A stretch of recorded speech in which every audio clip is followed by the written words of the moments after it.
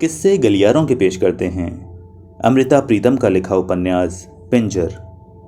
पिछले भाग में आपने सुना सन 47 के विभाजन का समय है। हिंदू मुसलमान एक दूसरे के खून के प्यासे बने हुए हैं। यहाँ पूरो का गांव मुसलमानों से भरा हुआ था। मुसलमानों की आबादी ज़्यादा थी, इसलिए यहाँ से हिंदू आबादी खत्म हो रही थी और लोग घर छोड़कर जा रहे थे। जो लोग जिंदा थे उन्हें लोग मार दे रहे थे। तभी एक दिन पूरो खेत में जाती है तो उसे एक लड़की वहाँ मिलती है जो हिंदू थी और उसे वो अपने घर ले आती है। वो लड़की उसे बताती है कि पास में ही उनका काफिला रुका हुआ था। हालांकि वहाँ पर तैनात सिपाही थे, लेकिन फिर भी गांव वाले रात को आकर लड़कियों को उठाकर ले जाते और सुबह सवेरे तड़के ही वहाँ पर छोड़ जाते। ऐसा करके वो लड़की खुद 9 दिन दूसरे अलग अलग लोगों के साथ रही थी, अलग अलग लोगों के घर में रही थी। ये सुनकर पूरो विचित्र सी हो जाती है। फिर एक रात वो लड़की किसी तरह बचकर भाग आई। अब उसे रास्ता पता नहीं चलता कि वो कहाँ जाए, इसलिए वो गन्ने के खेत में छुप गई और वहाँ पर ही रात गुजारी। सुबह पूरो उसे अपने घर ले आई। एक काफिला पूरो ने अपने घर की तरफ से जाते हुए देखा। उसने सोचा कि शायद यहाँ पर रामचंद भी हो। वो काफिले में जाती है, रामचंद को ढूंढती है। रामचंद उसे मिल जाता है। रामचंद से उसे पता चलता है कि उसकी शादी उसकी छोटी बहन के साथ हो गई थी जब पूरो को रशीद उठाकर ले गया था, और उसकी बहन की शादी उसके भाई से हो गई थी। तो पूरो उत्साहित होकर पूछती है कि उसकी बहन भी उसके साथ होगी, लेकिन रामचंद उसे बताता है कि उसकी बहन अपने मायके में सुरक्षित है, लेकिन उसकी बहन जो पूरो के भाई की पत्नी थी उसे बलवाई उठा कर ले गए और न जाने वो किस हाल में है। अगर पूरो को किसी तरह से उसका पता चले तो वो उसे अवश्य बता दे। रामचंद बताता है कि हाँ, रामचंद की बहन का नाम लाजो है और पूरो उस लड़की को जो गन्ने के खेत में उसे मिली थी उसे रामचंद के हाथों सौंप देती है और कहती है कि यदि इसका परिवार मिले तो इसे सकुशल उनके हाथों पहुंचा देना। इसे मैं तुम्हारे हवाले करके जाती हूँ। ये कहकर वो अपने घर लौट आती है। अब आगे। रात को चारपाई पर पड़े पड़े पूरो छत के काले शहतीरों को देखती रहती।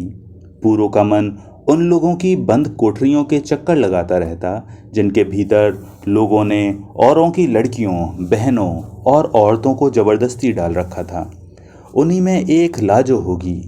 लाजो रामचंद की बहन, उसकी अपनी भाभी। लाजो का अंधे का मुंह पूरो की आंखों के आगे आ जाता था। टूटे हुए पत्ते जैसा मुंह, झड़े हुए पंख जैसा चेहरा। पूरो सोचती थी लाजो ब्याही हुई है, शायद उसे कोई बाल बच्चा भी हो। उसके दिल पर न जाने क्या क्या बीतता होगा, उसके शरीर पर क्या गुजरी होगी। न जाने वो इस समय कहाँ है। मैं उसे कैसे खोजूं, मैं उसे कैसे पहचान सकती हूँ। उस दिन ईख में छिपी हुई वो लड़की लाजो ही निकल आती। मैं उसे काफिले में मिला आती, मैं उसे रामचंद के हवाले कराती। पूरो ने सब बात रशीद को बताई और उसके पांव पर गिर पड़ी। जैसे भी हो मुझ पर दया करो। मैंने सारी उम्र तुमसे कुछ नहीं मांगा, मुझे लाजो का पता ला दो, जैसे भी हो। पूरो की आंखों के आंसू नहीं रुकते थे। रशीद ने पूरो से प्रतिज्ञा की कि वो अपनी ओर से कोई कसर न रहने देगा। रशीद बहुत सोचने के बाद इसी निश्चय पर पहुंचा कि हो न हो लाजो है रत्तोवाल में ही। वो घर से अपने भाई के साथ निकली, पर काफिले में मिली नहीं। काफिले में इकट्ठे होने वाले लोगों की आपाधापी में ही वो किसी के हाथ पड़ गई होगी। रशीद ने रत्तोवाल के 2 चक्कर लगाए, पर वो लोगों के मकानों में कैसे झांक सकता था। उसने गांव की कितनी ही दुकानों से सौदा सुलूफ खरीदा, पर उसे लाजो का कोई सुराग न लगा। इतना उसने अवश्य सुन लिया था कि गांव के कुछ लड़कों ने जाते हुए काफिले में से 2-4 लड़कियों को उठा लिया था। रशीद को पूरा विश्वास था कि लाजो भी उन्हीं में है। उस गांव वाले रशीद से परिचित नहीं थे, न ही उस गांव में रशीद का कोई संबंधी रहता था। वो किसके पास 4 दिन रहता, किसके वो गांव के हालचाल लेता। पूरो ने रशीद के साथ एक चाल निकाली। बावली वाले साईं को वो जानते थे। वे दोनों बच्चों को लेकर साईं की एक कोठरी में जा टिके। वैसे भी दिन रात की चिंता के कारण पूरो की आंखें घुटी सी रहने लगी थीं। पूरो रोज सवेरे नमाज पढ़कर बावली के जल से अपनी आंखें धोती, साईं को मिठाई चढ़ाती और दिन में कोरे खेसों की गठरी बांधकर गांव में बेचने चली जाती। उस समय गांव के मर्द खेतों पर होते, गांव की औरतें घरों में अपनी गृहस्थी के कामकाज में लगी होती। पूरो हर घर में जाकर पूछती। पूरो खेसों के दाम इतने अधिक बताती कि उसका सौदा कठिनाई से पड़ता था। वैसे भी गांवों में लोगों के पास अपनी ही बनाई हुई दरियां और खेस बहुतेरे होते हैं, फिर उन्हें लूट मार से भी बहुत कुछ मिल गया था। पूरो से खरीदने की किसी को आवश्यकता न थी, पर पूरो ढीठों की भांति उनके आंगनों में जा बैठती, भीतर बाहर झांकती, औरतों की बातों में लगा लेती, गांव की लूट मार की बातें छेड़ देती, उनसे हंस हंस कर पूछती कि किसके हिस्से क्या क्या आया था। फिर हिंदुओं के छोड़े हुए मकानों की बात छेड़ देती। पूरो रामचंद का घर पहचानती न थी, पर गांव वालों से बातचीत करके उसने रामचंद के मकान का पता लगा लिया था। रशीद और पूरो को शक था कि हो ना हो जिसने लाजो को उठाया है उसने शायद लाजो के मकान को भी संभाल लिया है। पूरो ने उस मकान का भी एक आध फेरा लगाया, पर हर बार एक बुढ़िया उसे बाहर की ड्योरी से ही लौटा देती थी। कह देती थी कि हमें कुछ नहीं लेना है, जैसे कोई किसी के घर में जबरदस्ती घुसता है। वैसे ही एक दिन पूरो भी उस मकान के आंगन में चली गई। अम्मा, तुम लेना कुछ नहीं, पर देख तो लो, मैं तुमसे देखने के दाम तो नहीं मांगती।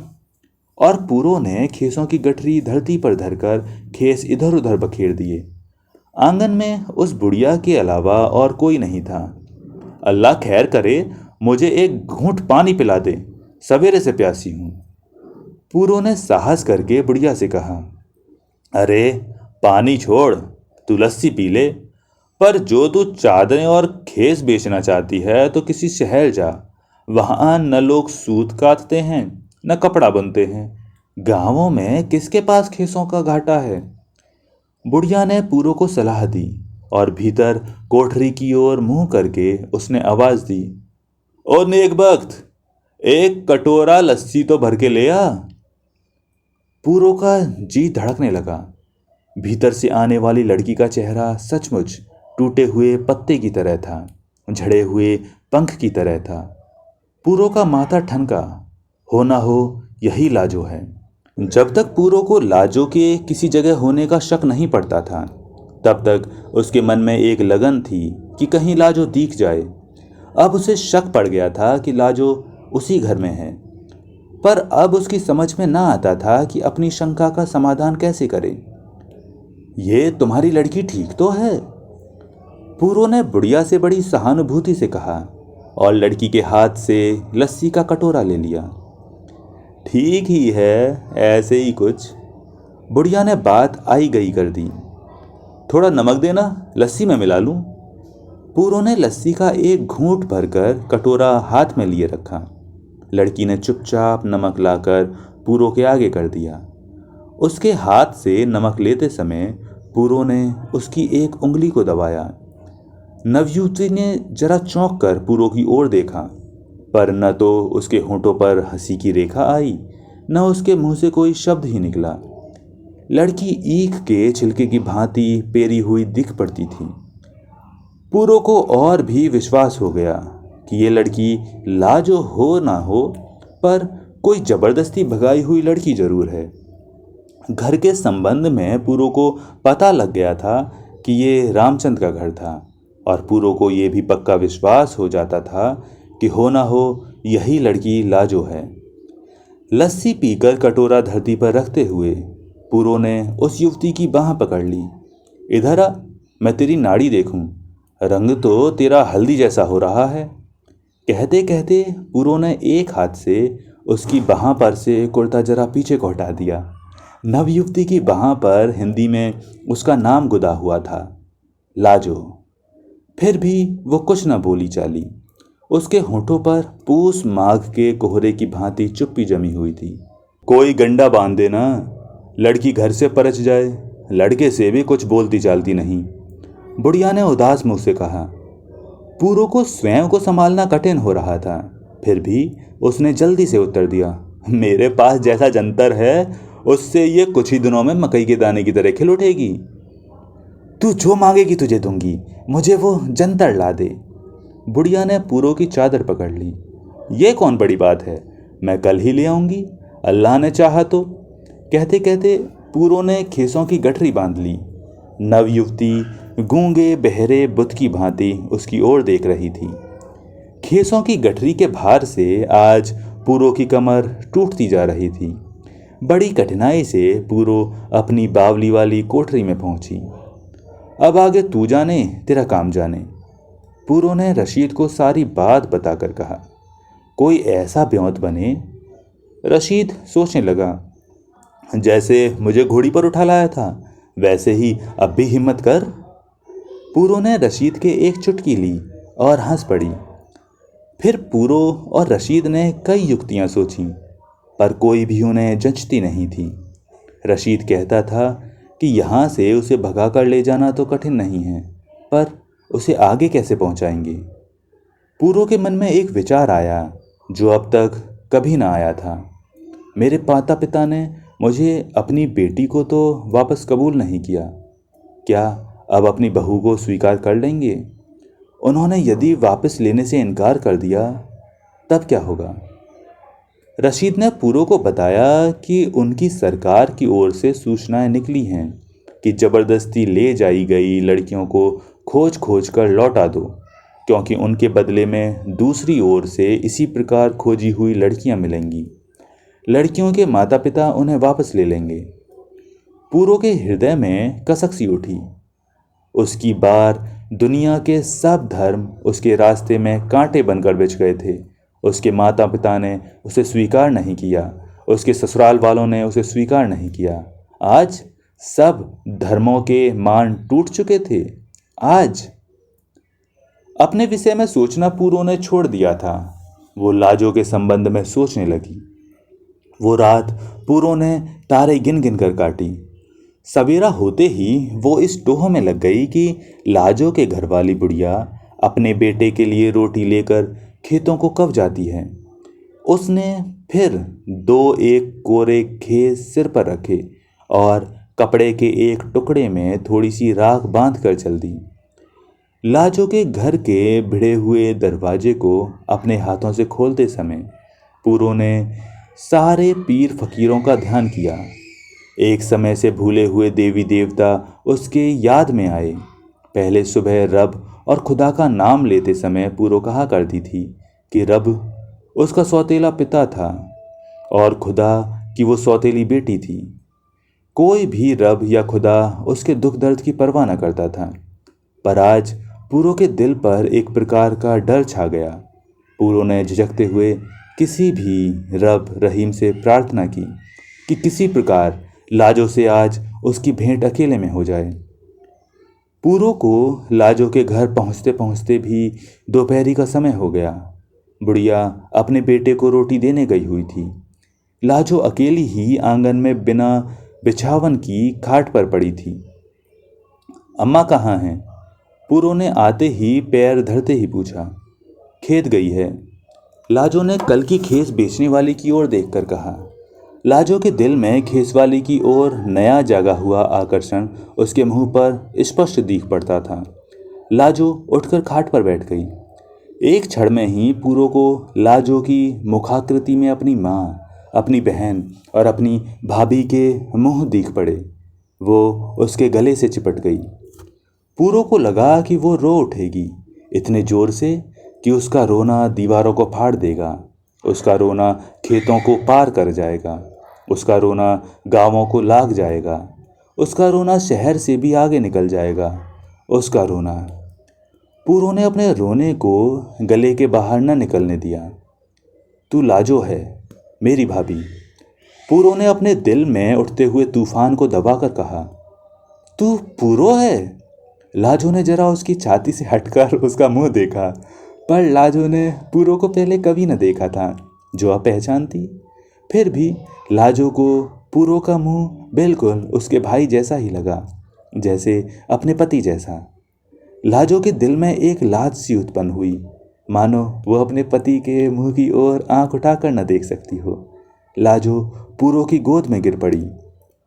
लाजो के अंत स्थल में उस समय जो कुछ बीत रहा था, शायद वो पूरो की नसों में प्रवेश करता जा रहा था। पूरो को कुछ भी पूछने की जरूरत न थी। पूरो ने लाजो को कलेजे से लगाए रखा। कोई आ जाएगा लाजो, मेरी बात सुन। पूरो को बीतते समय का ध्यान आया। लाजो की सिसकैयां न रुकती थीं, उसकी सांस ठिकाने न आती थी। वो कब तक लौट आती है? पूरो ने पूछा। मुझे कुछ पता नहीं, मुझे अपने पास ले चल। लाजो सीधी न होती थी, पूरो की गोद को न छोड़ती थी। तुझे लेने तो आए ही हैं, और क्या करने आए हैं, मेरी बात सुन। पूरो ने लाजो को कंधे से पकड़कर उठाया। हाय, मुझे ले चल। पर तू संभल कर बैठ, कोई आ जाएगा। मुझे लेकर भाग चल, मैं सारी उम्र तेरी बांदी बनकर रहूंगी। पागल न बन, ऐसे भागकर मैं कहाँ ले जाऊं, मेरी बात तो सुन। हाय, मैं कहाँ जाऊंगी, मैं यहीं तड़प तड़प कर मर जाऊंगी। लाजो रोए जा रही थी। पूरो को डर था कि बात भी ना हो सकेगी और बुढ़िया आ जाएगी। पूरो ने अपने पल्ले से लाजो का मुंह पोंछा और समझा बुझाकर उसे चुप कराया। कभी तो घर से बाहर निकलती है। नहीं, पर सवेरे तो खेतों को जाती होगी, वो साथ होती है। आज संयोग से अमावस है। आज रात को जो तू बाहर वाले कुएं के पास आ सके तो वहां तुझे रशीद घोड़ी लिए तैयार मिलेगा। लाजो जैसे झेंप गई। रात को अकेले कुएं के पास पहुंचना उसे अत्यंत कठिन लग रहा था। फिर वो रशीद को भी नहीं पहचानती थी, और यदि किसी ने देख लिया तो फिर किसी की जान की सलामत न थी। मैं घर से बाहर कैसे निकलूंगी? रात को जब सब सो जाएं तब दांव लगाकर निकल जाना। वो तो दारू भी पीता है। रात को जैसे तैसे करके 2-4 घूंट ज्यादा दे दूंगी। पर बाहर के आंगन में बुढ़िया बुढ़िया कुछ अफीम वफीम नहीं खाती? मैंने तो खाते नहीं देखा। एक बार जो तू वहां पहुंच जाए, पर वहां मैं उसे जानती भी तो नहीं, जो वहां पर तू मिल जाए, वो तो रातों रात पेंडा मार लेगा, और जो मैं भी साथ हुई तो फिर तो हम दोनों ही रह जाएंगी। मैंने उसे कभी देखा ही नहीं। तू मुझ पर भरोसा कर, तेरी तसल्ली के लिए ये कर दूंगी। ये देख, मेरे हाथ की ये अंगूठी उसके हाथ में पड़ी होगी, देख लीजो। आज रात दांव न लगा तब, फिर कल रात, वो पूरी 3 रातें तेरी राह देखेगा। गली में से आहट आ रही है, शायद कोई आ रहा है। पूरो खाट से उठकर नीचे बैठ गई। खाट के पैताने खेसों को रखकर पूरो ने पल्ले में बंधी हुई राख की पुड़िया को देखा कि यदि बुढ़िया आ जाए तो उसे वो जंतर और भस्म दे सके। पर बुढ़िया अभी नहीं आई थी। जो तू मुझे इस जंतर के बहाने रोज किसी बावली या कुएं पर ले जाए और फिर एक दिन। लाजो ने अपना स्वर पहले से ही धीमा कर लिया। इस तरह मेरे ऊपर पूरा शक हो जाएगा। मैं चाहती हूँ कि वो तुझे लेकर गांव से निकल जाए और मैं बाद में भी 2-3 दिन गांव में फेरी लगाती रहूं, मेरे ऊपर कोई उंगली ना उठा सके। मुझे डर लगता है कहीं कोई रास्ते में ही ना पकड़ ले। फिर जो किस्मत में लिखा है वो तो होगा ही, आगे कौन से कर्म सीधे हैं। पर मैं सारी उम्र तेरे ऊपर भार बन जाऊंगी। ये बातें फिर करेंगे, इनके लिए ये समय नहीं है। मेरी सलाह है कि मैं अब चलूं, यही अच्छा है। आज बुढ़िया मुझे न देखे तो। हाय, मुझे भी ले चल। पूरो उठने लगी तो लाजो बच्चों की भांति उससे चिमट गई। पूरो ने दरवाजे की ओर देखते हुए लाजो को कसकर अपनी छाती से लगा लिया और बोली, आज रात, आधी रात को, कल पर मत डालना। और फिर वो खेसों को संभाल कर घर से बाहर निकल गई। बान की खाट पर लाजो दोनों पैर पसार कर लेट गई। आज उसे अपने शरीर के अंग अंग में एक प्रकार की प्रफुल्लता का अनुभव हो रहा था। फिर जैसे लाजो को मकान की दीवारों में से आवाज आती सुनाई दी, आज रात, आधी रात को। लाजो के दालान की एक एक ईंट को देखा। यही मेरा घर था, यहीं मैं पैदा हुई, यहीं पली, यहीं मैं बड़ी हुई। इस घर से मेरी डोली निकली, यहीं लौटकर मैं मायके आई। सब इस घर से चले गए, पर मेरा मुर्दा यहीं पड़ा रहा। मैं अपने ही घर में परदेशी बन गई। इसी घर ने मुझे पैदा किया, इसी घर ने मुझे खा लिया। लाजो घर की चार दीवारी को देखने लगी। इन दीवारों को भी लाज ना आई। इन्होंने मेरा सत्यानाश होते देखा, इन्होंने मेरी मर्यादा लुटती देखी। पर आज आज आज रात, आधी रात को सभी दीवारें टूट जाएंगी, सभी चौखटें गिर पड़ेंगी। मैं बुढ़िया बाहर का भिड़ा हुआ दरवाजा खोलकर आंगन में आ गई। बड़े अच्छे समय पर आई है, लाजो ने मन ही मन कहा। आज वो खेसों वाली आने वाली थी, अभी आई तो नहीं? बुढ़िया ने आते ही ये पहले पूछी और हाथ का साग भाजी का बर्तन धरती पर रखकर लाजो वाली खाट की पट्टी पर बैठ गई। खेसों वाली का नाम सुनकर लाजो के मुंह पर एक चमक सी आ गई। लाजो ने सिर हिलाकर कहा, नहीं, और फिर सोचने लगी, पूरो को ये कैसे पता लगा कि मैं यहाँ रह रही हूँ? वो मुझे क्यों ढूंढने आई? वो किस गांव में रहती है? मैंने उससे कुछ भी न पूछा, पूछने का समय भी कहाँ था। आज रात, आधी रात को फिर वो ध्वनि लाजो के कानों से उठकर उसके कानों में ही समाने लगी। मैंने कहा, एक मुट्ठी मोठ डालकर बटलोई में चावल चढ़ा दे, मैं तो थक गई। कहते कहते बुढ़िया चारपाई पर निश्चल लेट गई। जिस प्रकार अंतिम बार के काम को कोई जल्दी जल्दी निपटाता है, उसी प्रकार लाजो ने उठकर मोठ बीने, चावल बीने और चूल्हे में 2-4 लकड़ियां जलाकर खिचड़ी पकाने धर दी। पहले प्रायः बुढ़िया आटा गूंथती थी, पर आज स्वयं ही लाजो ने आटा छाना और गूंथ लिया। आज का दिन टूटे हुए जूते की भांति बढ़ता ही जाता था। मुश्किल से करके रात आई। आज जब बुढ़िया का लड़का घर आया तो लाजो को बहुत करवाहट न चढ़ी। पहले रोज जब लाजो उसे देखती थी तो उसे लगता था मानो सैकड़ों ठीकरे उसके माथे पर टूटने लगे हों।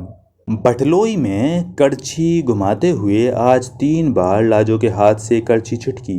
2 बार उसके हाथों से बेलन छूट छूट गया। 1-2 बार तो उसके हाथ से कांसे का कटोरा भी छूट गया। ढंग से काम कर, 1-2 बार बुढ़िया ने खिजला कर कहा। आंखें हैं कि बटन? बुढ़िया के बेटे ने भी उसे टोका। पर आज लाजो को बुढ़िया का एक बोल भी कुबोल न लग रहा था। बुढ़िया के बेटे की बात आज जैसे वो सुन ही नहीं रही थी।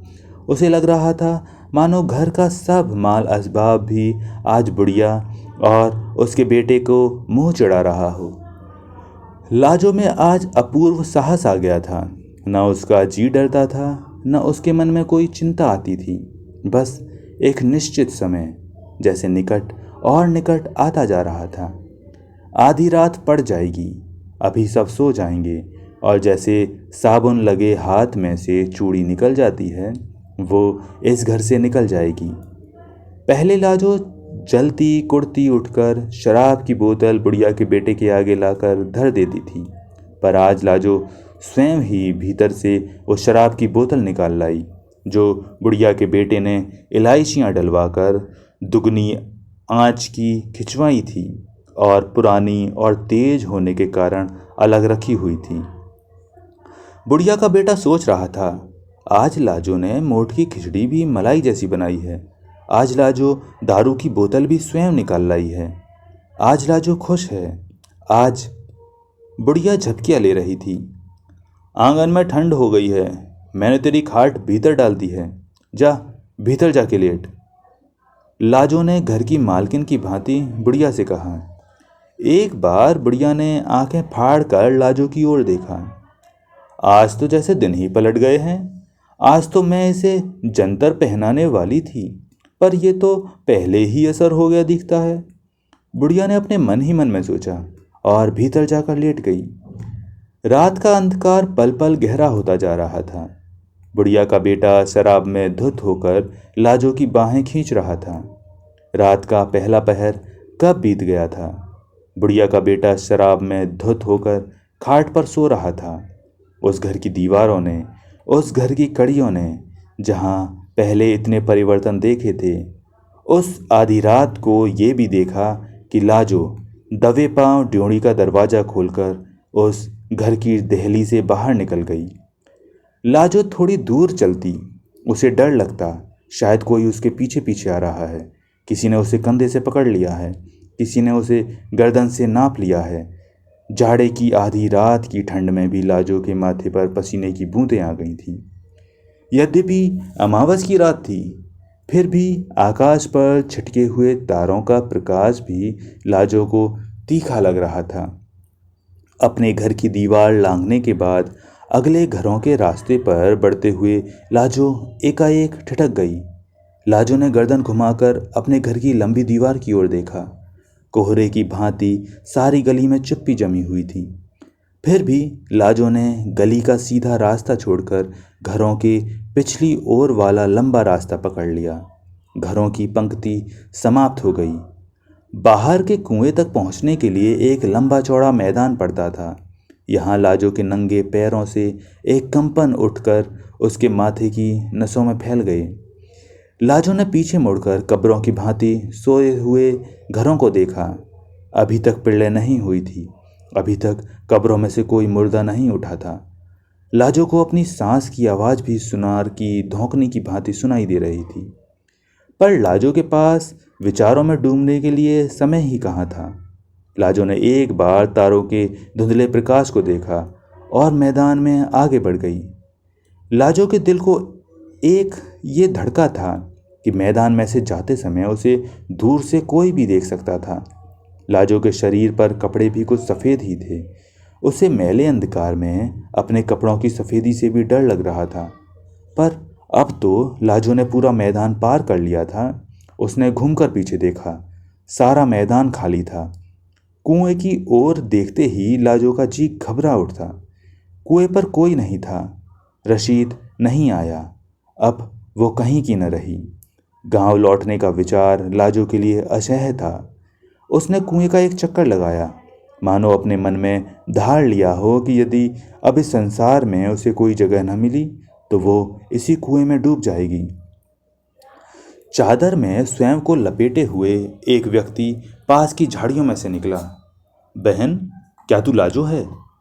उस व्यक्ति ने लाजो के पास आकर चादर में से अपना मुंह निकाला। भाई, मेरी निशानी दिखा दे। लाजो ने रशीद की ओर एक दृष्टि देखा। रशीद के चेहरे पर मानो करुणा की मोहर लगी हुई थी। लाजो का चित्त स्थिर हुआ। रशीद ने अपने हाथ की अंगूठी लाजो के आगे कर दी। तुझे पहुंचाकर कल या परसों पूरो को ले जाऊंगा, बच्चे उसी के पास हैं। रशीद कुएं के घेरे से उतरकर झाड़ियों के पीछे बंधी हुई घोड़ी खोल लाया। या अल्लाह, रशीद ने एक बार कहा और लाजो को बाह का सहारा देकर घोड़ी पर बैठा लिया। घोड़ी को पहली एड़ लगाते ही रशीद को वो समय याद आ गया जब उसने पूरो को छत्तोआनी के कच्चे रास्ते से उठाकर अपनी घोड़ी पर डाल लिया था।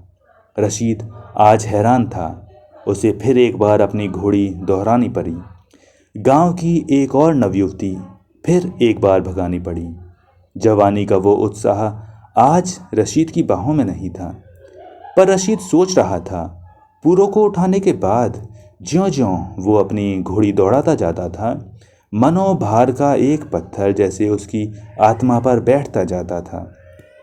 कई वर्षों से वो बोझ उसकी आत्मा पर पड़ा रहता था। आज ज्यों-ज्यों रशीद की घोड़ी रत्तोवाल की सीमाओं को दूर छोड़ती जाती थी, रशीद को लगता था कि उसकी आत्मा पर पड़ा वो भारी बोझ सरकता जा रहा है। घोड़ी को मानो पंख लग गए थे।